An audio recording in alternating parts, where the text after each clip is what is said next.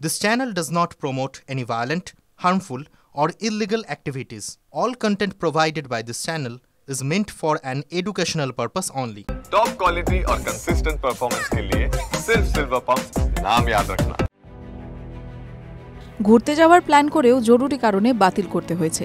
জীবনে এমন অভিজ্ঞতার মুখে কেই বা পড়েনি। এই ঘোরার প্ল্যান বাতিল করা বড়ই ঝক্কির, বিশেষ করে ট্রেনের টিকিট বাতিল ও তার ভিত্তিতে টাকা ফেরতের প্রক্রিয়া।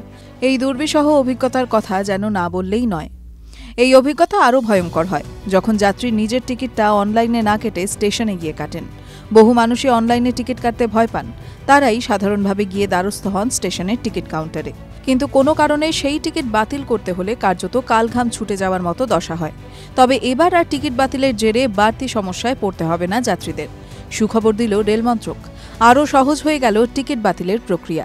শুক্রবার কেন্দ্রীয় রেলমন্ত্রী অশ্বিনী বৈষ্ণব জানিয়েছেন, স্টেশন থেকে কেনা টিকিট এবার আর লাইনে দাঁড়িয়ে বাতিল করতে হবে না। যে কেউ সহজেই অনলাইন মাধ্যমে ব্যবহার করে সেই টিকিট বাতিল করে ফেলতে পারবে। জানা গিয়েছে, এই নতুন প্রক্রিয়ায় স্টেশনের কাউন্টার থেকে নেওয়া রিজার্ভ টিকিট সহজেই আইআরসিটিসির ওয়েবসাইট অথবা 139 নম্বরে ফোন করে যাত্রী বাতিল করতে পারবেন। অবশ্যই সেক্ষেত্রে একটি নির্দিষ্ট সময়ের মধ্যেই সেই কাজ সেরে ফেলতে হবে তাকে, তবে টাকা ফেরত পাবেন তিনি। শুক্রবার সংসদে কেন্দ্রীয় রেলমন্ত্রীকে বিজেপি সাংসদ মেধা বিশ্রাম কুলকার্নি প্রশ্ন করেছিলেন, স্টেশন থেকে নেওয়া ওয়েটিং লিস্টে থাকা টিকিট বাতিল করার জন্য কি একজন যাত্রীকে স্টেশনেই যেতে হবে? সেই প্রশ্নের উত্তরেই এই জবাব দিয়েছেন কেন্দ্রীয় রেলমন্ত্রী। তবে মন্ত্রী এই বিষয়টিও স্পষ্ট করেছেন, টিকিট বাতিলের জন্য তাকে স্টেশনের কাউন্টারে যেতে হবে না ঠিকই, কিন্তু তিনি যদি টাকা ফেরত চান সেক্ষেত্রে তা সংগ্রহ করতে ও বাতিল টিকিট জমা দিতে তাকে নির্দিষ্ট সময়ে স্টেশনে আসতে হবে। TV9 Bangla, digital.